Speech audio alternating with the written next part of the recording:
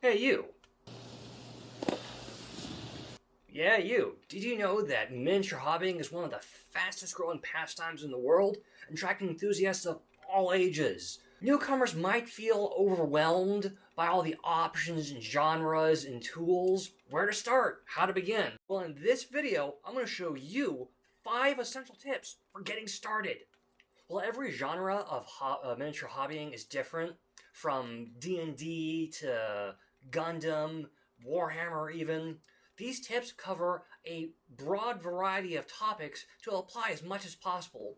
These 5 tips are space and lighting, tools and supplies, storage, genre and culture, and budget. So let's dive in and get started on your new hobby.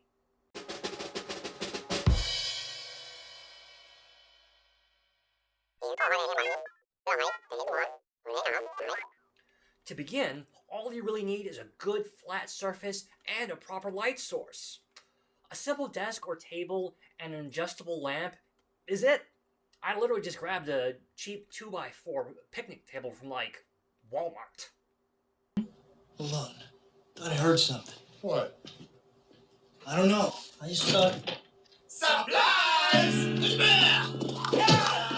Now that we've established your new hobby space, you need the right equipment. Safety first, you need a cutting board.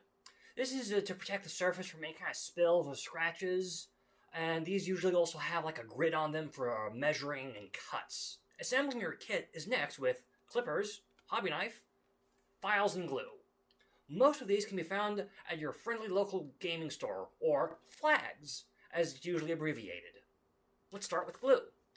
I glued my head to my shoulder.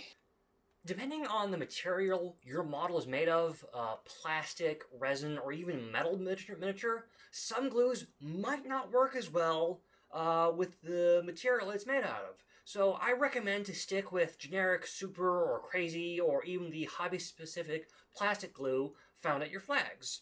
If you want to be extra careful with gluing or painting, I also suggest wearing latex gloves. Hobby clippers, knives, and files are for getting your model out of their sprues, as well as filing and scraping down any kind of excess material, which is also known as flash. This comes from the manufacturing process because they came out of a mold, plastic and all that. I always like having a spare one or two in case another one breaks or chips. And remember, when using a sharp implement, always cut away from yourself. For the painting side of the hobby, a palette, paper towels, and brushes are next on your list. Oh, and you'll to wash your brushes, you need a clean mug of water. Does water taste funny to you? Paper towels are for cleaning up spills and wiping off excess paint from your brush. For palettes, cheap paper plate can work in a pinch, but normally I have just a clear plastic plate, which works fine for me.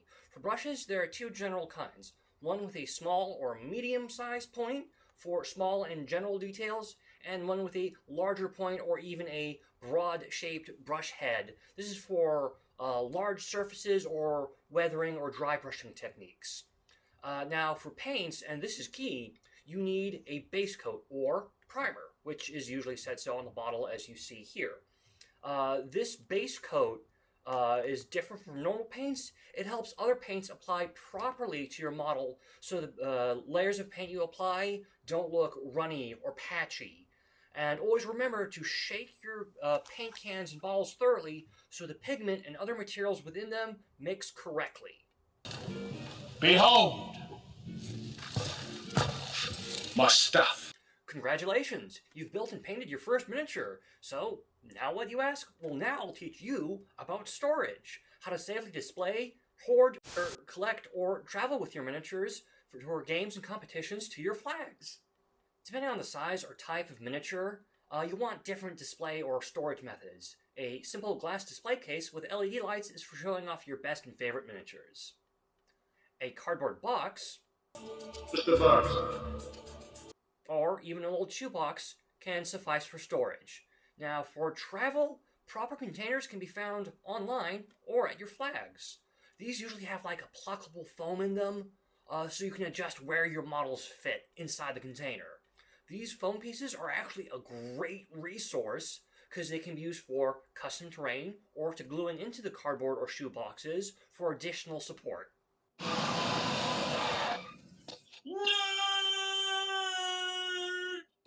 If anyone ever complains about what kind of miniature hobby you collect, they're not worth your time. What matters is that you enjoy it. I, specializing in Warhammer, don't care what form or shape your miniatures take. If you're enjoying your passion, if you're enjoying your hobby, that's what matters. See, the best part about this hobby is the community. You'll make friends, you'll trade and sell models, you'll learn things from other players you never thought of. Not that you won't find jerks or cheaters, but that's common in every group. It's not about money. It's about sending a message. Now, I know you're excited, but let me share with you one critical piece of terminology. Plastic crack. There's a reason miniature hobbying is such a fast-growing pastime. It's addicting. I gotta confess something. I own nine full Warhammer armies. Oh, it's an incredible adventure to be sure, but if you're just starting out, your flags might have like a sample model you can try painting, or you purchase a single tiny blister pack singular model to get your feet wet without breaking your bank account. Thank you for watching this video. I've shown you the basics of miniature hobbying, from setting up your workspace to the kind of excitement you'll have in managing and creating your collection. If you've enjoyed this video so far, please leave a like, comment, share, and subscription. Even a small amount means a lot. And remember, let's learn and have fun together.